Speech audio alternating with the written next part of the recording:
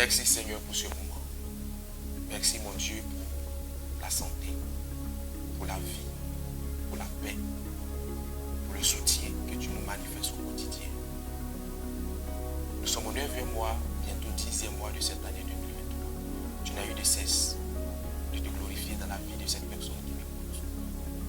Tu n'as jamais cessé de te révéler dans la vie de cet homme, de cette femme qui me regarde actuellement.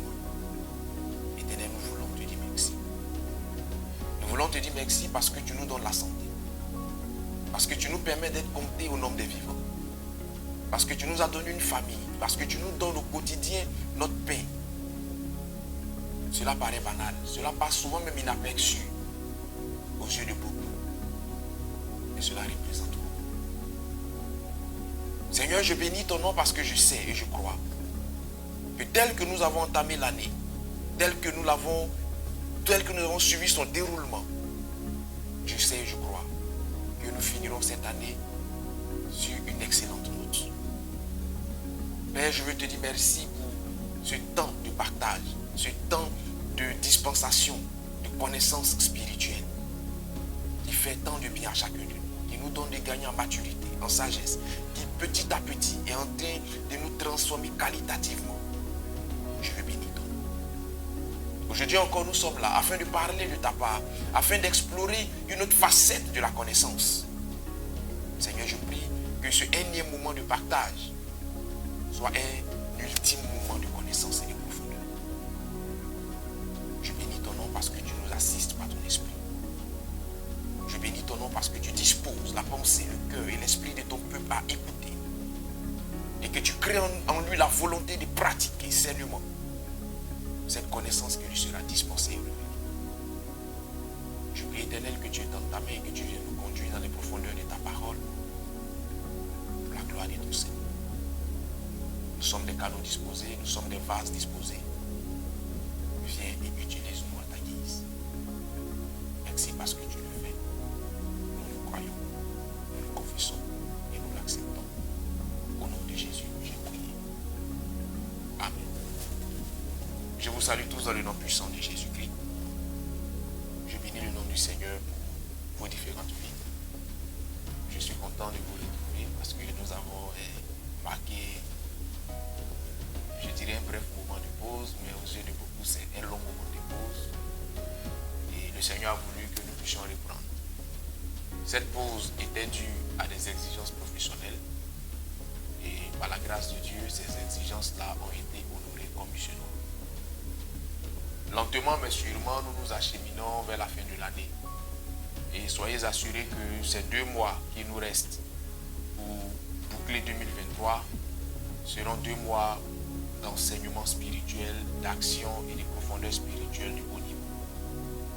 Nous redémarrons aujourd'hui avec un nouvel enseignement, la spiritualité de ta maison. C'est l'intitulé du cours de vie de ce jour. Et à travers cet enseignement-là, nous allons à la lumière de la parole de Dieu et de la connaissance des choses spirituelles éclairer la lanterne de tout un chacun. C'est la raison pour laquelle j'aimerais que chacun de vous prenne place, que chacun de vous tienne sa Bible, son bloc-notes ou ce qu'il faut pour nous permettre de suivre comme il se doit ce temps de partage, parce que nous allons maintenant ouvrir notre Bible afin d'introduire la spiritualité de ta maison. Bienvenue à vous.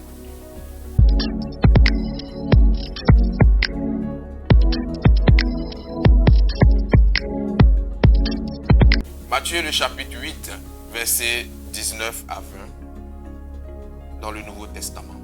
La Bible déclare ce qui suit. Un scribe s'approcha et lui dit: Maître, je te suivrai partout où tu iras. Jésus lui répondit: Les renards ont des tanières et les oiseaux du ciel ont des nids. Mais le Fils de l'homme n'a pas où reposer sa tête. Amen. Vous savez, de manière physique, si nous voulons aller dans le concept définitionnel de la maison représente votre lieu d'habitation. La maison représente cet endroit constitué de murailles, de toitures et de chambres au sein duquel vous vous trouvez, au sein duquel vous logez.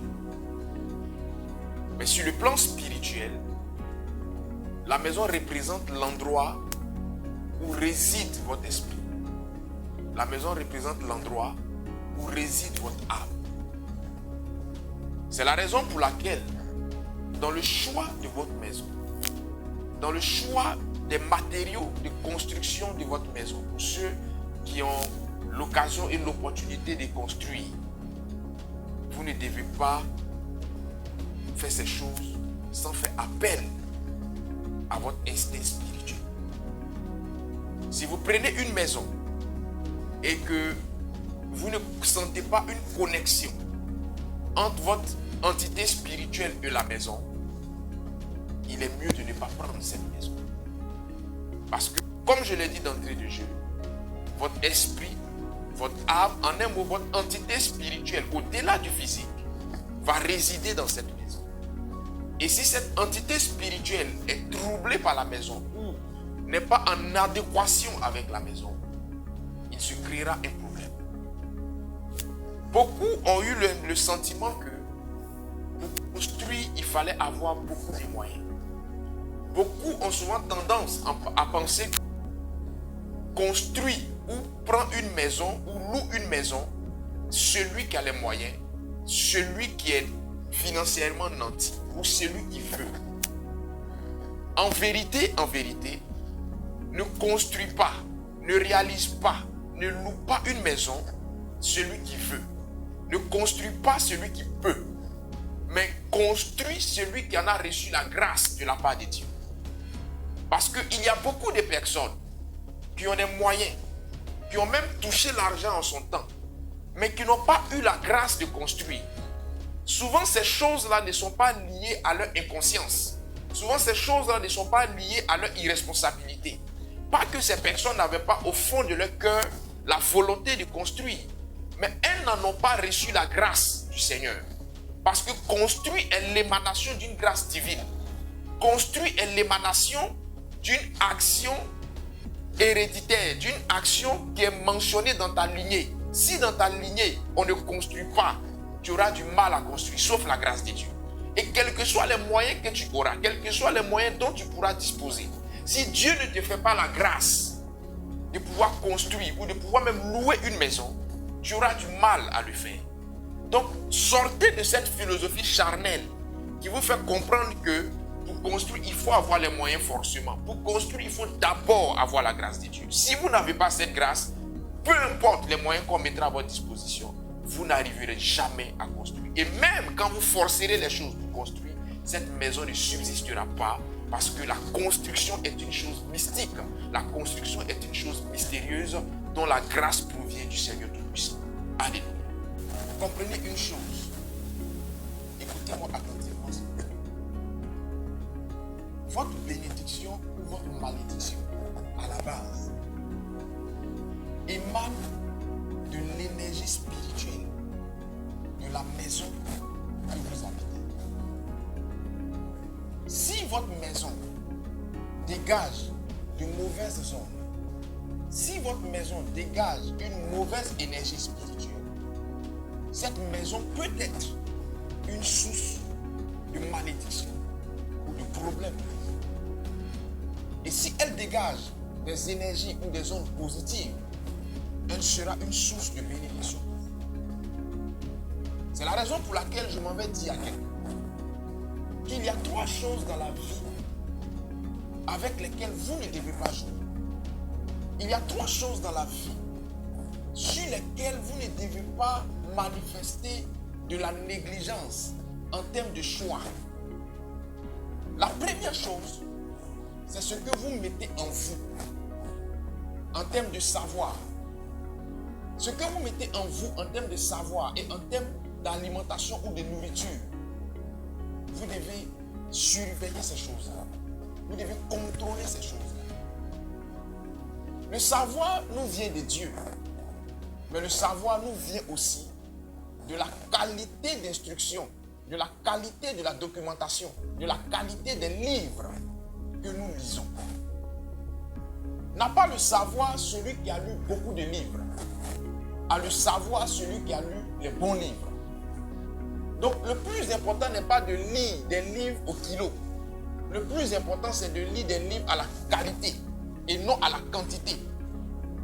Et donc, vous devez vous assurer, dans votre lecture, dans votre quête du savoir, vous devez vous assurer de lire les bons livres en fonction de vos objectifs de vie, en fonction de votre mission de vie, en fonction de votre capacité professionnelle, de votre qualification. Vous devez avoir du savoir. Parce que l'investissement qui ne pourrit pas, l'investissement qui ne revient pas en perte, en général, c'est l'investissement que vous ferez en ce qui concerne votre instruction. C'est l'investissement que vous ferez dans votre tête, dans votre intellect. Ayez la culture de la lecture. Je me plais à dire souvent à ces pasteurs que j'enseigne sur le plan spirituel, à qui j'enseigne la spiritualité, je me plais à leur dire souvent que celui qui n'aime pas lire aura du mal à avancer spirituellement. Parce que même ta Bible, tu n'auras pas le courage de la lire intégralement. Donc ce que vous mettez en vous, en termes de savoir, savoir vis-à-vis de la lecture, savoir vis-à-vis même du visuel, les films que vous regardez, les images que vous regardez, toutes ces choses doivent vous véhiculer, pour ne pas dire doivent vous véhiculer une connaissance saine. Toujours dans la dimension de ce que vous mettez en vous, ce que vous mangez. Vous savez, souvent on accuse les démons, on accuse le diable à tort. Il y a des maladies, il y a des situations de mort qui arrivent dans la vie de certaines personnes qui ne sont nullement la cause des démons, qui ne sont nullement la résultante de Satan ou de ses œuvres. Mais ces choses-là sont la conséquence de la mauvaise alimentation de ces personnes-là. En tant qu'enfant de Dieu, ce n'est pas parce que tu as la foi, ce n'est pas parce que tu es trop le bishop, ce n'est pas parce que tu es trop l'enfant de Dieu que tu vas mal t'alimenter et penser que tu vas vivre longtemps. L'alimentation d'un homme, elle se contrôle, elle se gère en fonction de l'évolution de son âge. Tu ne peux pas avoir un âge au-delà de la quarantaine et t'alimenter comme quelqu'un qui a 5 ans, qui a 10 ans, qui a 20 ans. Il y a des heures auxquelles tu dois plus consommer certains aliments. Et il y a une catégorie même d'aliments que tu dois plus consommer à un certain âge si tu veux vivre longtemps, si tu veux avoir une santé saine. Tout n'est pas la résultante des démons. Tout n'est pas la résultante des actions du diable. Donc ce que tu mets en toi en termes de nourriture, tu dois pouvoir veiller à ça. Et ces choses ne tiennent pas compte des grands moyens financiers. Ces choses ne tiennent pas compte d'une richesse extravagante. Ces choses-là tiennent compte d'une volonté. Avec le peu de moyens, tu peux être instruit. Avec le peu de moyens, tu peux manger sainement. Alléluia.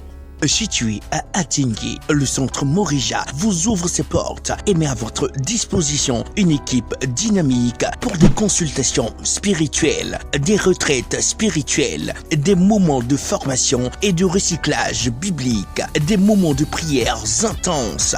Infoline plus 225 0704 25 22 95. Email info-tondesparoliers@gmail.com. Dieu est bon en tout temps, en tout lieu, en toutes circonstances. Shalom. La deuxième chose avec laquelle vous ne devez pas jouer, c'est ce que vous mettez sur vous en termes vestimentaires, en termes d'apparat, en termes d'ornement, en termes de bijoux. Si vous portez des bijoux, vous ne devez pas négliger cet aspect-là. Vous savez, ce que vous mettez sur vous véhicule une communication non verbale en ce qui concerne votre personnalité. Ce que vous portez dit sans dire qui vous êtes. On a pour habitude de dire que l'habit ne fait pas le moine. Mais laissez-moi vous dire que c'est par l'habit qu'on reconnaît souvent le moine.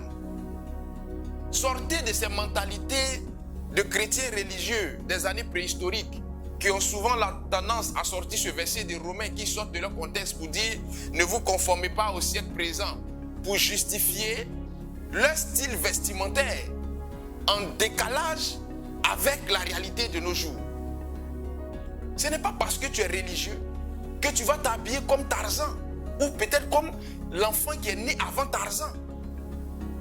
Même quand on est religieux, même quand on est chrétien, même quand on est enfant de Dieu, on doit savoir bien s'habiller.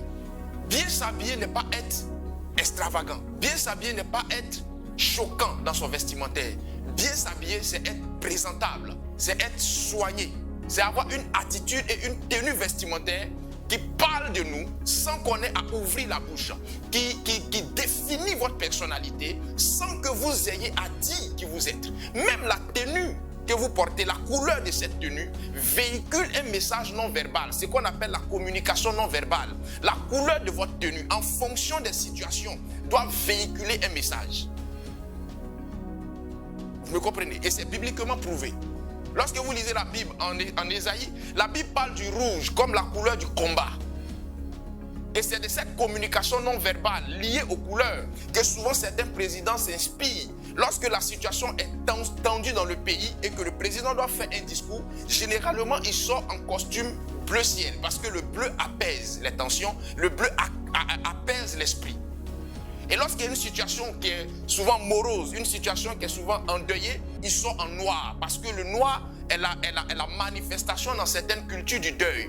Donc la couleur même des tenues que vous portez véhicule un message. Ce n'est pas parce que tu es enfant de Dieu que tu vas t'habiller comme le perroquet. Ce n'est pas parce que tu es enfant de Dieu que tout ce que tu vas porter sera la représentation de l'alliance de Dieu avec l'homme qui est l'arc-en-ciel. Dans tout ce que tu portes, l'arc-en-ciel est représenté. Toutes les couleurs de l'arc-en-ciel sont représentées dans ton vestimentaire. Mais il faut faire attention, mon frère. Et quand il arrivera que vous soyez friand de bijoux, portez des bijoux ou arborer des bijoux en fonction de votre coloration spirituelle et religieuse.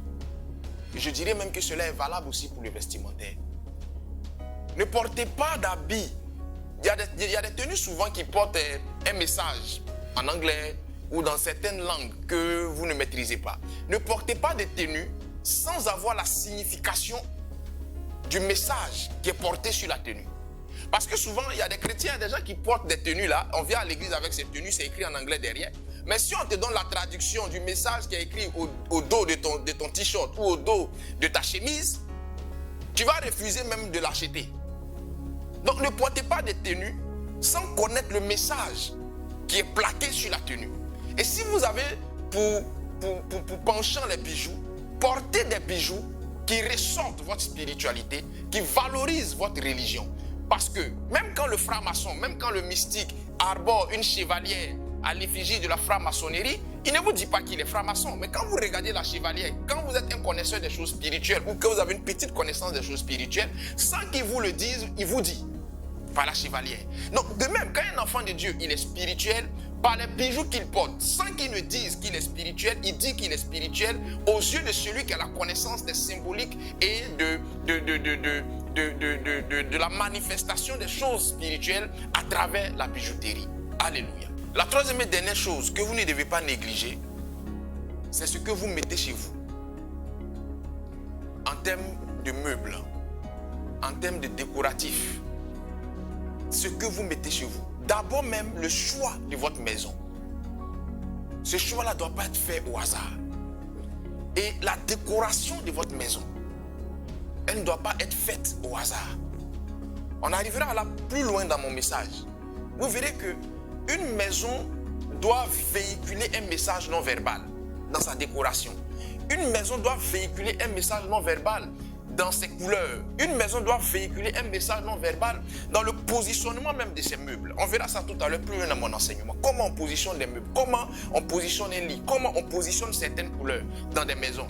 Il ne faut pas rentrer dans la maison parce que j'aime le bleu, parce que j'aime l'orange. On voit souvent des couples, chérie, tu aimes quelle couleur? Bon, ma femme aime le bleu, donc le mur en face est bleu. Mon mari aime l'orange, donc le mur derrière est orange. Les enfants aiment le noir, le mur à gauche est noir. Et la servante aime le vert, le mur à droite est vert. Et puis, on est dans un mixage colibri là qui ne dit pas son nom. Que Dieu vous en délivre. Vous devez faire la coloration de votre maison en fonction du niveau spirituel que vous avez et des objectifs que vous voulez atteindre dans cette maison ou de ce que cette maison dit sur le plan spirituel. C'est très important. Alléluia. Écoutez-moi s'il vous plaît. Vous savez, dans la configuration d'une maison, dans le quotidien d'une maison, il y a deux choses qui peuvent favoriser la cohésion dans une maison ou la discorde dans une maison. La première chose, c'est la nourriture. D'abord, le fait que la nourriture manque dans une maison peut être source de discorde. Et le fait que la nourriture soit mal prise dans une maison peut être source aussi de discorde. Et l'effet contraire peut être source de cohésion. Vous savez, il y a certains peuples à qui on a attribué la palme d'or de l'unité, de l'amour fraternel, de la cohésion. Parce que ces peuples-là sont solidaires. Mais quand vous allez regarder la spiritualité de ces peuples, la spiritualité subtile de ces peuples, vous allez voir que ces peuples-là, dans leur façon même de partager la nourriture, le font inconsciemment ou consciemment sous base de solidarité. C'est le peuple qui ne mange jamais seul. C'est le peuple qui fait la nourriture. On met la nourriture dans un grand plat ou dans un grand plateau et toute la famille est assise autour du plateau et mange la nourriture. Ce geste paraît banal, mais ce geste enseigne inconsciemment la cohésion. Ce geste enseigne inconsciemment ou consciemment l'unité. Puisqu'on a eu l'habitude de manger autour de ce plateau, quand on ira loin et qu'on aura, comme on le dit chez nous les Ivoiriens, entre griffes, l'occasion de manger, parce que les choses avancent bien dans notre vie, on aura le réflexe et la sagesse de ne pas manger seul. On va appeler son frère pour dire, viens manger avec moi. On se comprend un peu? Quand je dis manger, c'est au sens figuré. Ça veut dire, je pars quelque part, j'ai été béni, ça va chez moi. Prenez les gens de ce peuple-là. Ils vont toujours faire partie le frère. L'autre va faire partie l'autre. Ainsi de suite. Parce qu'ils ont eu la culture de ça dès la base. Prenez à l'opposé un peuple où à la maison, quand on prépare, X prend son plat, il va manger sur le toit. Y prend son plat, il va manger au sous-sol. Et Z prend son plat, il va manger au salon. Quand ce peuple-là progresse et que demain ce peuple a l'occasion de manger, ce peuple est béni, ou un a l'occasion de manger, ou un est béni, il a le réflexe naturel de dire, il faut que je mange seul parce que personne ne m'a aidé à arriver ici. Vous comprenez? C'est une philosophie qui n'est pas vérifiée à 100%, mais c'est une philosophie qui est vérifiée à 70% chez certains peuples. La division, l'ingratitude, la méchanceté, ces choses-là parfois partent de la façon dont la nourriture était gérée dans la cellule familiale. Et même quand il vous arrivera d'être une famille moderne qui mangera à table, ayez le réflexe de partager la nourriture à table en famille. Il y a des familles où la table n'existe que de nom. On a fait la table là parce qu'on a vu ça à la télé. On a fait la table là pour faire chic. Sinon, monsieur prend son plat, il mange en plein milieu du salon. Madame prend son plat, elle va manger au niveau de la terrasse. Ça dit que la table là, c'est un décoratif de la maison. La table là, c'est pas fait pour décorer la maison. La table, c'est le centre de la famille. La table, c'est là où la famille a l'occasion de se réunir. C'est là où la famille a l'occasion de faire, d'évoquer sa journée. C'est autour de la table que madame peut parler de ce qui lui est arrivé dans la journée. C'est autour de la table que monsieur peut relater un fait qui s'est produit au travail. C'est autour de la table que les enfants peuvent interagir avec les parents. Donc quand on vient à table là, c'est pour manger, mais c'est pour partager certaines choses. C'est pour renforcer des liens familiaux. Donc quand vous avez la table à la maison, prenez la peine de manger à table. C'est très très très important. Et même quand il arrive un visiteur, prenez la peine en fonction de son standing et de sa qualité ou de l'importance qu'il a pour vous, prenez la peine de le faire monter à table. C'est une marque de considération, c'est un signe de respect et ça fait élégant. Alléluia. La deuxième chose qui peut être source de cohésion ou de division dans une maison, c'est la prière. Vous savez, il y a certaines maisons où on arrive et le chef de famille vous dira, dans ma maison ici, on pratique telle religion. C'est à prendre ou c'est à laisser. Et si vous ne voulez pas vous soumettre à cette exigence, vous serez bien obligé de libérer la maison. Et il y a d'autres familles où le jeu est ouvert. Chacun peut faire ses pratiques religieuses ou spirituelles selon qu'il entend. Mais la décence spirituelle veut que dans une maison, le culte familial soit honoré.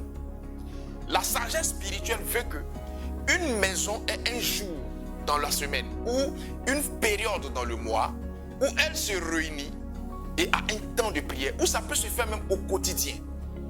vous allez voir que cette maison sera une maison encore plus unie, sera une maison encore plus forte, sera une maison encore plus vraie. Alléluia. Au-delà de tout ce que je viens de citer tout à l'heure, comprenez qu'une maison doit changer de visage et doit changer d'aspect en fonction de la saison ou des objectifs que la famille traverse ou que la famille veut atteindre. Qu'est-ce à dire? Dans une maison, ayez le réflexe, soit annuellement, soit chaque 5 ans, soit chaque 10 ans, selon votre convenance, mais ayez le réflexe de changer du mieux que cela peut se faire la peinture de la maison parfois. Ayez même le réflexe de changer les couleurs des meubles parfois, ou le positionnement de certains meubles, ou la décoration. Ayez le réflexe de changer ces choses-là périodiquement, en fonction des saisons de votre vie, ou en fonction de vos objectifs de vie, que la décoration et tout ce qui est dans cette maison-là connaissent un changement. Ça va vous aider à atteindre plus facilement vos objectifs et à mieux traverser ces saisons-là. Il y a des maisons, pas parce que le père de famille ou la maîtresse de maison n'avait pas les moyens, mais il y a des maisons qui ont gardé le même style, la même déco et le même positionnement de meubles depuis ta tendre enfance. Tu étais dans cette maison-là enfant, on t'a maltraité là-bas, on t'a fait subir des pavettes et des non-murs, tu as connu des situations heureuses et malheureuses dans cette maison. Aujourd'hui, tu es marié, tu es sur le point d'être grand-mère, tu vas retourner dans la maison là-bas, là où le fauteuil où on te chicotait habituellement est positionné, il est positionné au même endroit. La même peinture bizarre qui est dans le fond au niveau de la télévision est là-bas. La télévision est encore à sa place et le fauteuil du vieux où il s'assoit pour faire la réunion de famille, à la moindre heure, le fauteuil est encore là. Bon, quand tu arrives dans cette maison-là, la maison-là te rappelle tout ce que tu as vécu, au point que toi-même, tu n'as plus le courage de visiter tes parents. Souvent, ceux qui ne vous visitent pas, là, chers parents, ce n'est pas parce qu'ils ne vous aiment pas, hein, mais le décor même de la maison-là même l'a fait qu'ils ont peur même de venir encore parce que ça leur rappelle des choses. Souvent, changez le décor de la maison. Et même quand les parents vont se la jouer vieux jeu, vous les enfants, ayez aussi le réflexe de dire, on va changer un peu le décor de la maison des parents. Ça donne la sensation du nouveau, ça donne la sensation du neuf, ça donne l'impression qu'on a changé de cadre. Et c'est très très très important. Souvent même, la changer même le lit, là, souvent la changer le lit. Parce que ça dérange les voisins. Parfois, il y a les petits jeux de bruit, les petits jeux de boulons qui ne sont pas bien serrés là. Changer ça, c'est aussi important. Et si vous avez le réflexe de changer le lit, ayez la sagesse de changer aussi le matelas. Ça va vous éviter les déménagements nocturnes. Parce que tout déménagement qui se fait nuitamment, c'est à cause du matelas. Quand la configuration politique, je vais appeler ça comme ça, de ton matelas n'est pas très jolie à voir en pleine journée, tu ne peux que déménager la nuit. Donc il faut changer souvent les matelas. Au moins chaque 2 ans, chaque 3 ans, changer les matelas. Ça va raviver l'attention pour un couple, ça va raviver l'amour. Parce que le matelas souvent, vous comprenez, donc changez ça. Voilà, je ne vais pas rentrer dans certaines choses, mais changez ça. C'est très important pour la maison, c'est très important pour le couple. Alléluia. Nous allons maintenant retourner à la parole. Nous allons lire un passage, Job le chapitre 12 au verset 8. Et je vais vous parler maintenant des différents types de maisons, selon la Bible et selon la spiritualité. Job 12 verset 8. Parle à la terre et elle t'instruira, et les poissons de la mer te le raconteront. Amen. Vous savez, une maison est un édifice qui est établi sur une terre. Et toute maison que vous allez bâtir, toute maison que vous allez occuper en tant que locataire, aura soit un impact positif sur vous, soit un impact négatif. Vous ne pourrez pas échapper à l'un de ces deux impacts.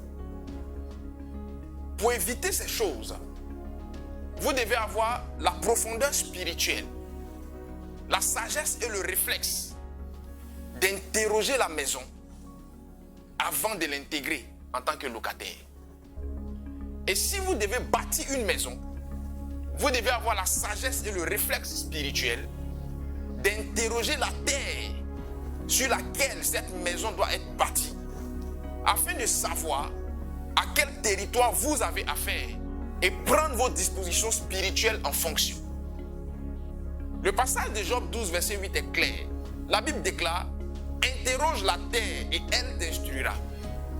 Parce que sur le plan biblique et spirituel, la terre est une entité de création.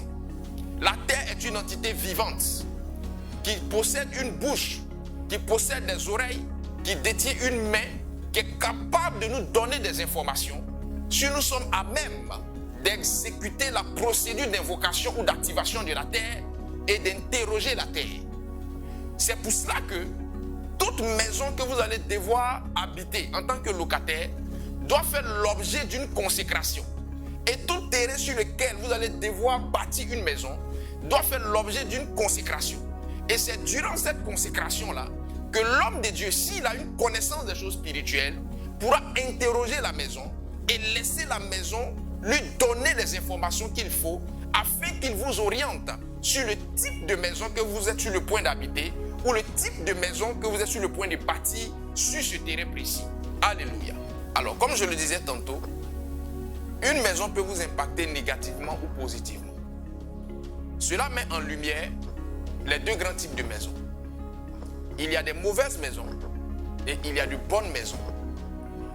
Bibliquement et spirituellement parlant, il y a 6 types de mauvaises maisons. Le premier type de mauvaise maison, ce sont les maisons dévoreuses de bénédictions ou les maisons sombres.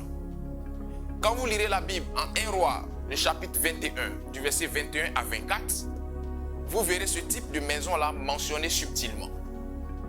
La maison dévoreuse de bénédictions est cette maison au sein de laquelle vous entrez avec la bénédiction, plein d'espoir, plein de rêves, mais qui ne permet pas que cet espoir et ces rêves se concrétisent dans votre vie.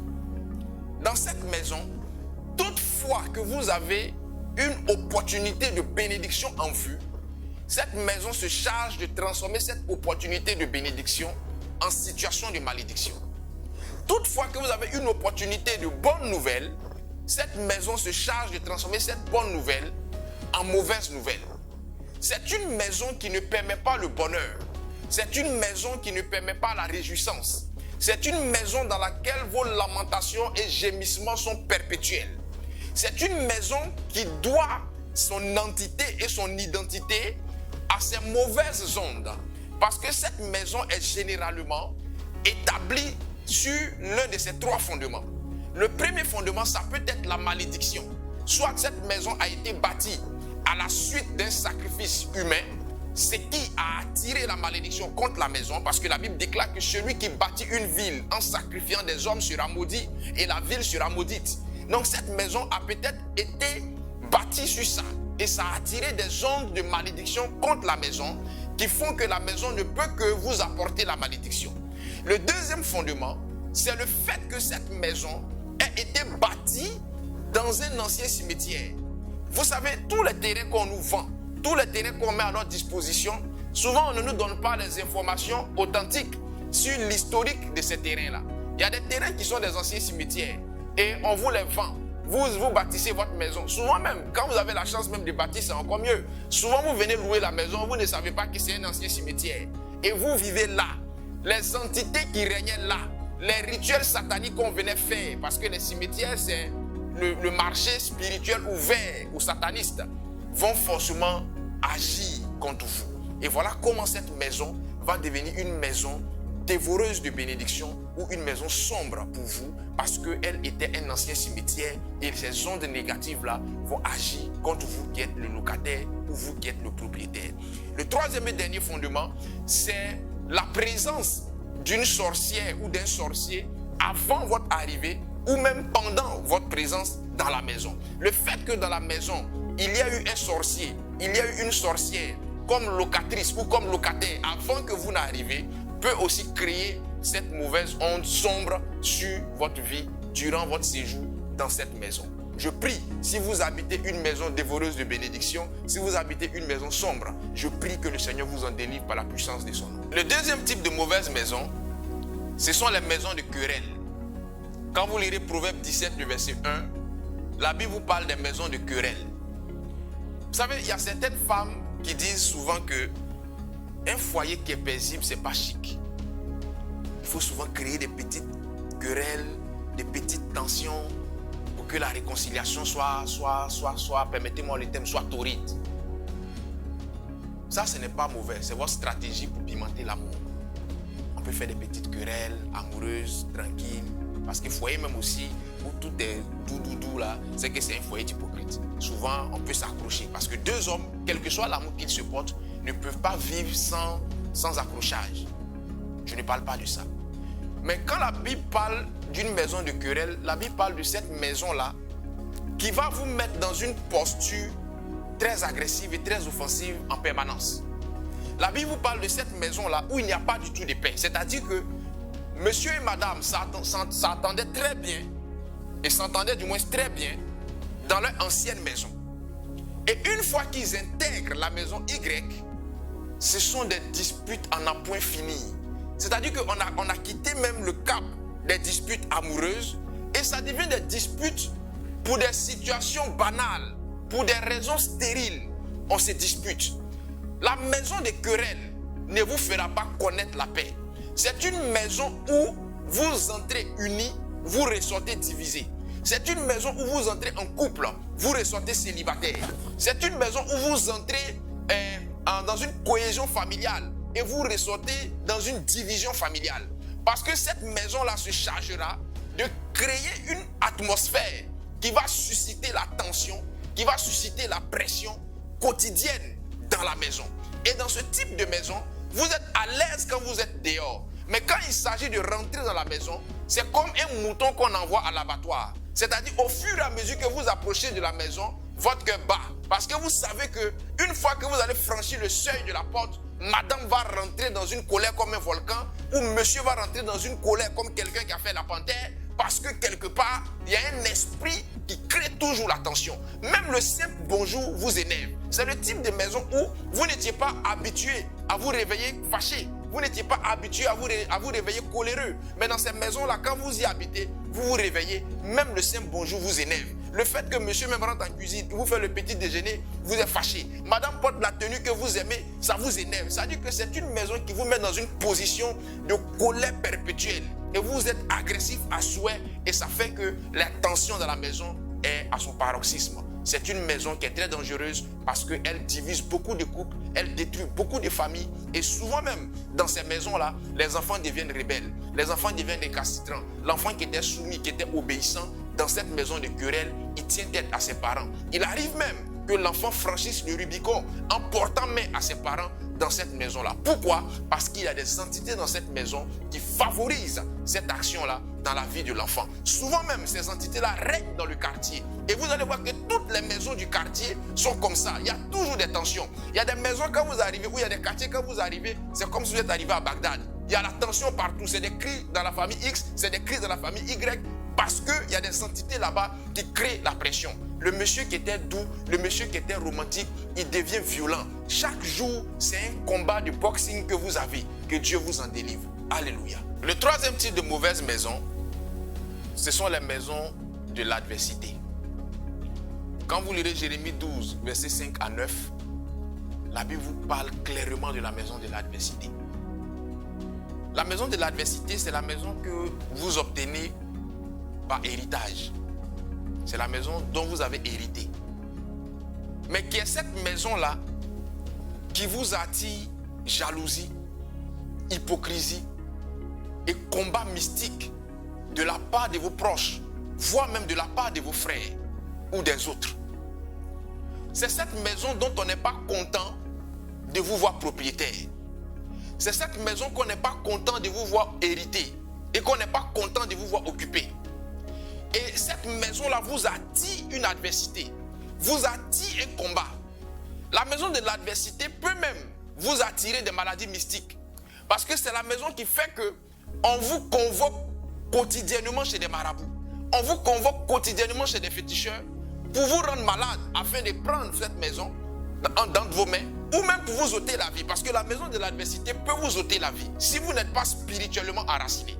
C'est la raison pour laquelle les questions d'héritage, il ne faut pas se lancer dans une question d'héritage si vous n'êtes pas spirituellement prêt, surtout en Afrique.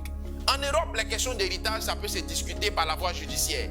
Mais en Afrique, la question d'héritage, elle se discute par la voie judiciaire physique et par la voie judiciaire mystique. C'est-à-dire que quelqu'un peut vous convoquer mystiquement, bien qu'il ne soit pas dans une position régulière, il vous convoque mystiquement pour qu'on fasse des travaux bizarres afin que vous soyez mort, vous soyez mis à mort du moins, pour que lui il puisse récupérer la part d'héritage. Dans la maison de l'adversité, vous êtes en permanence confronté à des combats mystiques. Je ne parle même pas de combats religieux, je parle de combats mystiques. Ce sont des apparitions, ce sont des attaques, ce sont des choses bizarres que vous vivez. Et quand vous n'y prenez garde, vous pouvez vous retrouver en train de vendre la maison sans le savoir. Vous pouvez vous retrouver même en train de libérer la maison sans le savoir. Il y a beaucoup de maisons dans la ville qui sont dites abandonnées. Souvent, ce n'est pas parce que les propriétaires sont morts. Souvent, le propriétaire est bien vivant. Mais cette maison-là était une maison d'adversité. Et cette adversité était tellement forte que le monsieur a estimé qu'il fallait abandonner cette maison s'il voulait rester en vie. Je prie que Dieu vous délivre. Si vous vivez dans une maison d'adversité et que vous avez une maison d'adversité parce que vous avez eu cette maison par héritage, je prie que le Seigneur vous donne la connexion spirituelle requise afin que ce problème-là soit dénoué et que vous puissiez jouir de cet héritage comme il se doit. Alléluia. En quatrième lieu, je vais vous parler de la maison prison. Quand vous lirez en Genèse 30, versets 25 à 30, la Bible vous parle subtilement là-bas de la maison prison. La maison prison, c'est cette maison-là au sein de laquelle on exploite votre énergie spirituelle. On exploite les bonnes ondes de votre étoile spirituelle. Et on vous exploite même physiquement, sans jamais vous permettre de progresser ou d'évoluer. Dans cette maison, tout ce que vous avez comme idée pour vous émanciper, pour voler de vos propres ailes, ces idées-là sont toujours découragées. Dans cette maison, on vous préfère laveur de voiture. On vous préfère accompagnateur des enfants à l'école. On vous préfère salonnier, c'est-à-dire celui qui dort au salon. On vous préfère même celui qui est là pour ouvrir le portail ou qui est là pour envoyer les petits mots aux petites copines au quartier. Mais on ne va jamais s'asseoir dans cette maison pour vous dire quel est ton plan de vie. Qu'est-ce que tu comptes faire ou qu'est-ce que tu veux faire? Jamais on ne s'assera avec vous pour vous dire ça. Et même dans cette maison, quand il arrivera qu'on vous fasse des promesses, jamais on ne tiendra ces promesses-là. Toutefois, quand on sentira qu'il y a un éveil de conscience chez vous, on vous fera une promesse. Non, t'inquiète pas, l'année prochaine tu vas travailler. Non, t'inquiète pas, l'année prochaine tu vas aller en Europe. Mais jamais on ne réalisera cette promesse. Pourquoi? Parce que chaque fois que la période indiquée arrivera, on trouvera encore un argument ou un prétexte pour ne pas concrétiser cette promesse-là. Parce que dans la maison prison, vous êtes en vérité un prisonnier. Quand bien même que cette maison est une maison dorée, c'est une prison dorée parce que dans cette maison, on ne vous permet pas d'aller de l'avant. On ne vous permet pas de vous construire. Et quand vous lirez la Bible dans le passage de Genèse, Jacob a fait 21 ans chez Laban. Jacob était dans cette maison prison chez Laban là, où il était exploité indéfiniment. Il y a le temps où on peut être sous couvert de quelqu'un. Et il y a le temps où on doit prendre son envol. Il y a le temps où on doit s'émanciper. Mais une fois que tu es sous couvert indéfiniment, tu es rentré dans une maison prison, tu avais 10 ans. Aujourd'hui, tu es à l'orée de tes 37 ans. Et tu es encore dans cette maison prison. Il y a un problème. Et souvent même, les ministères, les églises sont des maisons prisons. Les pères spirituels sont des maisons prisons pour les enfants spirituels. Parce qu'on veut que l'enfant soit toujours à nos côtés, qu'il tienne notre sac, qu'il tienne le sac à main aussi lourd qu'il puisse être de la maman pasteur avec sa coiffe et qu'il nous suive partout, qu'il dise Amen après qu'on ait dit Alléluia. Mais on refuse de donner à cet enfant la connaissance qu'il faut, l'aide qu'il faut, le coup de main qu'il faut pour qu'il puisse s'émanciper et prendre aussi son envol. L'enfant ne peut pas rester enfant indéfiniment. À un moment donné, l'enfant doit pouvoir quitter la cellule familiale afin d'aller aussi bâtir sa famille. Ça ne veut pas dire qu'il n'est pas de la famille, mais c'est la règle de la loi qui veut, de la vie du moins qui veut ça. C'est la loi de la vie qui exige ces choses-là. Donc arrêtons d'être des maisons prisons pour nos enfants spirituels et arrêtez d'être des maisons prisons de manière même physique pour les autres. N'allez pas prendre des gens au village pour les exploiter indéfiniment. N'allez pas prendre les enfants des autres pour les exploiter indéfiniment. Quand ces personnes ont un bon fond, quand ces personnes ont une bonne attitude, elles sont soumises, elles sont respectueuses, ces personnes sont vraiment loyales, ayez le réflexe de leur amener l'appareil. Parce que ces personnes ont aussi besoin de se construire. Alléluia. Le cinquième et avant-dernier type de mauvaise maison qu'on verra, ce sont les maisons de cérémonie.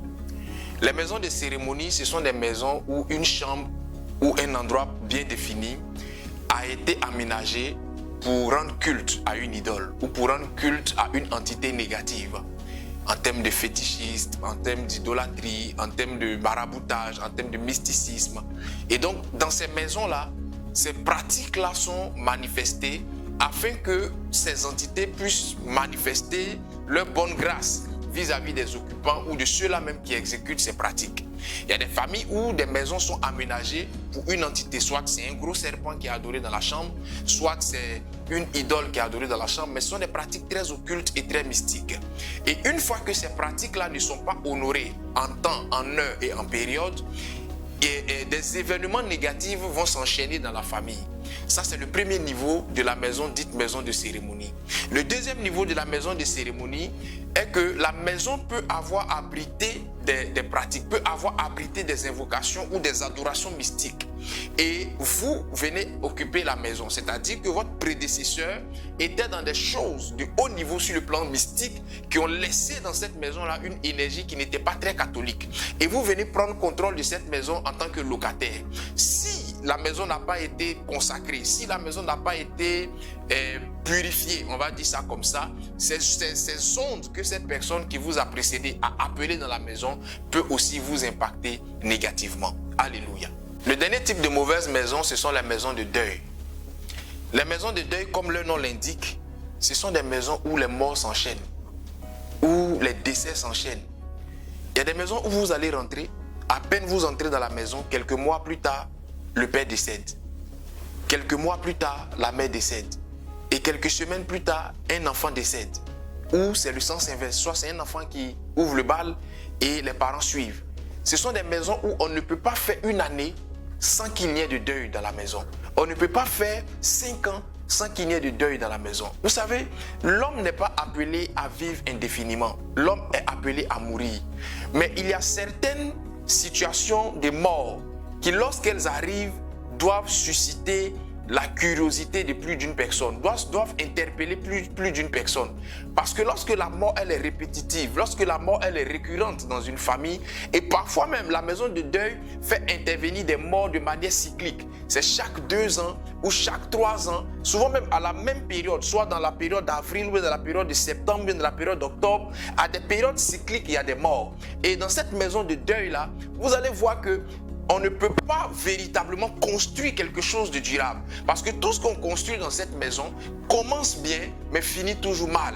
Dans une telle maison, vous avez besoin de prière. Ou au pire des cas même, on vous dira de libérer la maison. Parce que c'est une maison qui dégage des ondes qui ne sont pas des ondes positives, qui ont pour unique but de créer la mort spirituelle premièrement. Parce qu'elle est cette maison où vous allez rentrer, où il vous sera même difficile de développer une vie spirituelle. Il vous sera difficile de développer une vie de prière. Et à la mort spirituelle va maintenant suivre, la mort spirituelle du moins va laisser libre cours à la mort physique. Et cette mort physique là va aller au niveau des parents, au niveau des enfants et au niveau même des occupants de la maison. Au-delà de la mort physique, la maison de deuil peut aussi créer une mort au niveau de vos activités.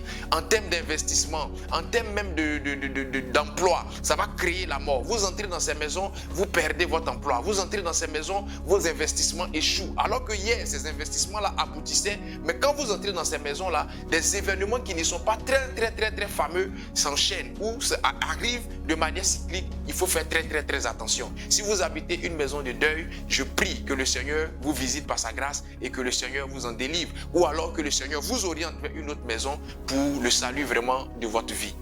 Alléluia. Il n'y a pas que de mauvaises maisons dans la vie. Il y a aussi de bonnes maisons. Et quand nous lirons la Bible et qu'on aura aussi recours à la connaissance spirituelle, on va dégager 5 grands types de bonnes maisons. Le premier type de bonne maison, ce sont les maisons de prière. Selon Matthieu 21, verset 13, vous comprendrez que la maison de prière est cette maison-là qui nous permet d'avoir une vie de prière ardente. Il y a des maisons où vous y entrez et votre vie de prière prend son envol. Vous entrez dans cette maison et votre spiritualité s'active. Vous entrez dans cette maison et vous rencontrez des personnes, ou Dieu vous fait rencontrer des personnes qui vous introduisent dans des dimensions spirituelles auxquelles vous n'avez jamais pensé. Vous entrez dans cette maison et il est facile pour vous de méditer la parole de Dieu. Il est facile pour vous de jeûner. Il est facile pour vous de vous affectionner aux choses de l'Esprit de Dieu sans faire grand effort. Ce sont des maisons qui ont une bonne atmosphère. Ce sont des maisons qui dégagent de bonnes ondes. Ce sont des maisons qui vous appellent à la sanctification, qui vous poussent même à abandonner votre mauvaise vie, à abandonner votre mauvaise nature, à abandonner vos mauvaises habitudes pour essayer d'épouser de bonnes habitudes. Ce sont des maisons qui assainissent votre vie, qui vous donnent une hygiène de vie, qui vous permet d'être agréable à Dieu. La maison de prière est une maison qui permet à un homme de se retrouver dans son entité spirituelle. C'est une maison qui réconcilie l'homme avec Dieu et c'est une maison qui vous permettra de rebâtir les murailles de votre intimité avec Dieu. Alléluia. Le deuxième type de bonne maison, ce sont les maisons d'épreuve. Selon Philippiens 4, 10 à 13. Quand vous lirez ce passage, cette maison-là est mentionnée subtilement. Vous savez, selon les Saintes Écritures, Dieu ne tente pas, mais Dieu éprouve. Il n'y a pas de preuve de foi sans épreuve. Une foi et votre foi ne peut pas avoir de preuve authentique si vous n'êtes pas éprouvé par le Seigneur. Vous ne pourrez pas connaître forcément la maison de prière, mais vous serez obligé de connaître la maison de l'épreuve. La maison de l'épreuve est cette maison où vous vivez l'épreuve à 100%. C'est cette maison où les gens vous abandonnent parce que vous vivez des moments difficiles. Dans cette maison, Dieu vous apprend à vivre dans l'abondance et à vivre dans la disette. Dans la maison de l'épreuve, on apprend à préparer le riz gras missionnaire. Dans la maison de l'épreuve, on apprend à faire un marché avec 500. Dans la maison de l'épreuve, on apprend à préparer le riz gras avec la sauce, avec le margi tomate et l'huile. Et puis le riz gras, tout comme c'est pas permis. Dans la maison de l'épreuve, tu vas gérer une sauce sur 4 jours, 5 jours. Que certaines personnes m'excusent. Dans la maison de l'épreuve, il y a des techniques culinaires que tu vas te découvrir, que tu ne te soupçonnais même pas. Parce que l'épreuve là va t'emmener à découvrir et improviser des recettes auxquelles tu n'avais jamais pensé. Et chose bizarre, ces recettes-là seront les meilleures. On se comprend? Pourquoi? Parce que dans la maison de l'épreuve, on n'a pas le maximum. Dans la maison de l'épreuve, même parfois, on n'a pas le minimum. Dans la maison de l'épreuve, on a juste ce qu'il faut pour survivre. La maison de l'épreuve, c'est une maison de survie. C'est la maison où tu vis et puis tu pleures. La nuit, tu ne dors même pas. Tu es là et tu pleures parce que l'épreuve est à son niveau le plus élevé. C'est la maison où tes amis les plus intimes t'abandonnent. C'est la maison où parfois même ta famille ne te regarde même pas. On ne sait même pas ton numéro de téléphone. On ne connaît même pas le chemin de ta maison. C'est la maison où ceux qui sont avec toi sont les personnes les plus sincères et les plus vraies. Parce que c'est la maison où tu n'as rien à offrir. Mais tu as tout à recevoir des autres. Dans la maison de l'épreuve, Dieu te rééduque. Dieu te brise. Dieu t'apprend à accepter certaines situations. Dans cette maison-là, Dieu t'apprend l'humilité. Dieu t'apprend à briser l'orgueil en toi, à chasser même la suffisance en toi. Dans cette maison, tu rivalises avec le ministre de l'économie. Tu n'es pas avare, mais tu es très économe. Pourquoi? Parce que c'est une maison qui t'enseigne. On vit dans cette maison avec les pleurs. On vit dans cette maison avec des gémissements. On vit dans cette maison, on est heureux, mais on n'est pas fier de notre situation. Chaque changement de niveau dans la vie dépend de la qualité d'information et du secret que nous recevons. Voici venu le temps de changement que vous avez rêvé depuis longtemps. L'église Temps des Paroliers, avec son leader, le Dr Yazi, vous invite spécialement à des temps uniques de rencontre avec l'Éternel. Programme du dimanche au jeudi. Suivez vos dévotions matinales de 5h à 6h pour mieux démarrer la journée. Tous les vendredis de 21h à 22h. Côte de vie, moment d'enseignement biblique, d'édification et de transformation. Le tout en direct sur la page Facebook Temps des Paroliers. Pour toutes vos retraites spirituelles, l'église Temps des Paroliers organise en présentiel des retraites spirituelles dans son camp dénommé Morija, sur un site paradisiaque à Atingué, à 11 km d'Abidjan, pour des temps de prière, de prophétie, de miracles, de délivrance et de déblocage de tout type. Plus d'informations 07 04 25 22 95, 07 05 82 22 34, 01 43 45 00 40. Dieu est bon en tout temps. C'est une maison qui vous donne des leçons de sagesse. C'est une maison qui vous donne des leçons de vie très importantes pour la suite des choses. Si vous êtes capable de tirer du bon dans le pire que vous vivez. Dans la maison de l'épreuve, tu fais cache-cache avec ton propriétaire. Dans la maison de l'épreuve, ton propriétaire rentre par la porte principale, tu sors par la fenêtre. Dans la maison de l'épreuve, tu es là quand le propriétaire arrive. Et puis madame, quand encore tu as la mégane d'avoir madame, madame dit qu'il a voyagé. Dans la maison de l'épreuve, la CIE peut couper l'électricité sur toi. Dans la maison de l'épreuve, les voisins ne t'appellent pas par ton nom. Les voisins t'appellent par le nom de la sauce que tu as l'habitude de préparer ou bien par le nom de la couleur du pagne de ta femme parce qu'elle n'a même pas le temps de changer de pagne. C'est une maison où tu connais l'humiliation. Mais si vous aspirez à une élévation authentique, à une élévation qui ne souffre d'aucune ambiguïté, vous allez devoir passer par la maison de l'épreuve. Parce que c'est cette maison-là qui vous permettra à votre élévation d'être stable. C'est cette maison-là qui vous permettra de garder les pieds sur terre quand l'élévation viendra. Parce que vous saurez d'où vous venez. Dans la maison de l'épreuve, on y vit avec les pleurs. Mais quand on en sort, on en parle avec des souris, on en parle avec des fous rires. Parce qu'on a traversé ça. Ceux qui ont déjà connu la maison de l'épreuve savent de quoi je parle. Ce n'est pas une maison dont on parle avec papier à la main. C'est une maison dont on parle avec le cœur parce qu'on l'a vécu, parce qu'on l'a expérimenté, parce qu'on l'a traversé. Si tu es dans une maison d'épreuve, je prie que Dieu te fortifie. Et si tu en es déjà sorti, je prie que le Seigneur te bénisse. Alléluia. Le troisième et avant-dernier type de bonne maison, ce sont les maisons de restauration. Quand vous lirez en Ruth, le chapitre 4 au verset 15, vous verrez ça subtilement mentionné. Vous savez, la restauration, c'est l'action de réparer. C'est l'action de mettre en bon état.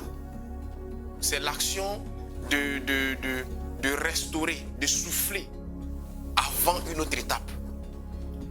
Beaucoup de chrétiens ont tendance à penser que la restauration est la bénédiction. La restauration n'est pas la bénédiction. La restauration, c'est l'étape avant la bénédiction. La restauration, c'est l'antichambre de la bénédiction. Lorsque tu as été éprouvé comme il se doit dans la maison d'épreuve, la seconde maison dans laquelle Dieu t'envoie, c'est la maison de restauration. Lorsque tu as été éprouvé comme il se doit dans un pays, le prochain pays ou la prochaine destination où Dieu t'envoie, c'est la destination de la restauration. Pour que tu souffres. Dans la maison de restauration, ça ne va pas encore trop bien chez toi, mais ça va un peu. Dans la maison de restauration, tu peux te permettre quelques petits plaisirs. Dans la maison de restauration, tu es capable de te faire quelques petites faveurs. Dans la maison de restauration, Dieu te met dans une posture où tu as le minimum. Là-bas, tu ne survis pas, mais tu as le minimum. Tu commences à envisager une vie meilleure dans la maison de restauration. Cette maison est une maison importante parce qu'elle te permet, ou du moins elle vous permet de faire le point de ce que vous avez enduré dans la maison d'épreuve. Elle vous permet de faire le point des personnes qui vous ont été fidèles dans la maison de l'épreuve. Elle vous permet de faire le point de la suite du chemin, ou du moins pour la suite du chemin. Mais ce n'est pas la maison où on élabore un programme de vengeance. Non. Ceux qui t'ont trahi, ceux qui t'ont abandonné, ceux qui t'ont fait les coups les plus tordus dans la maison de l'épreuve, lorsque tu arrives dans la maison de restauration, il ne faut pas chercher à te venger, mais cherche plutôt à aller de l'avant. Je prie que Dieu vous aide à comprendre ces choses si vous êtes dans une maison de restauration. Alléluia. Le dernier type de maison, ce sont les maisons de bénédiction. Genèse 12, 1 à 2 nous en parle également de manière subtile. La maison de bénédiction, c'est la maison où Dieu vous fait voir son projet glorieux pour votre vie. C'est la maison de la matérialisation et de la réalisation de toutes les promesses du Seigneur dans votre vie. Mais j'aimerais déjà établir une jurisprudence. Ce n'est pas parce que vous avez déménagé 4 fois que vous avez parcouru peut-être la maison d'épreuve et autres. Non, la qualité d'une maison ou La tonalité d'une maison, spirituellement, ne se détermine pas parce qu'on a déménagé 4 ou 3 fois. Parce que d'aucuns diront, comme j'ai déménagé 3 fois, c'est que l'autre maison, c'était la maison d'épreuve, l'autre maison, c'était la maison de restauration, maintenant, je suis dans ma maison de bénédiction. Tu peux déménager 3 fois et puis ne même pas connaître encore, ou n'avoir même pas fini de dépasser la maison de l'épreuve. C'est spirituellement que la lecture se fait. Et selon aussi la connaissance de votre parcours. On se comprend un peu. Donc, pour revenir à la maison de bénédiction, c'est une maison d'accomplissement. C'est une maison où on est dans la suffisance. Mais on jouit de cette suffisance-là avec sagesse. C'est une maison où Dieu nous fait voir sa gloire de manière grave, de manière extraordinaire. Où Dieu se manifeste puissamment dans notre vie. C'est une maison où on a la maturité. C'est une maison où nos activités bougent comme il se doit. C'est la maison où notre étoile spirituelle prend son envol, où l'étoile connaît une éclosion pas possible, où vous êtes sollicité, où tout le monde veut se rapprocher de vous, où tout le monde veut se lier d'amitié avec vous. Mais c'est aussi une maison qui vous attire des amitiés qui ne sont pas toujours sincères, parce qu'on veut se rapprocher de vous à cause de ce que vous avez et non pour ce que vous êtes. Dans la maison de la bénédiction, réjouissez-vous, mais faites très attention. Parce que c'est une maison qui ne vous rend plus lucide parfois. C'est une maison qui ne vous rend plus très attentif. Et souvent dans cette maison-là, beaucoup perdent leur relation avec Dieu. Beaucoup perdent leur intimité avec Dieu parce qu'on estime qu'on est arrivé. Ce n'est plus la peine de prier. On est arrivé, ce n'est plus la peine d'écouter des enseignements. On est arrivé, ce n'est plus la peine de chercher la face de Dieu. Que la bénédiction ne vous trompe pas. Parce que la bénédiction ne vient de nulle part. Elle ne vient ni de l'Occident ni de l'Orient. Elle vient de l'Éternel. Et si l'Éternel, qui est l'auteur de la bénédiction, constate que cette bénédiction dans cette maison est source d'égarement pour vous, il vous retirera cette bénédiction-là. Je prie que la bénédiction du Seigneur ne vous fasse pas perdre la tête, mais qu'elle soit un canal qui vous aidera à davantage vous rapprocher de Dieu. Je prie que la bénédiction de l'Éternel dans une maison de bénédiction ne vous rende pas arrogant, ne vous rende pas suffisant, ne vous rende pas hautain, mais qu'elle soit une maison qui vous rende sage. Parce que la bénédiction vient pour que nous puissions faire voir aux autres la fidélité du Seigneur. Alléluia.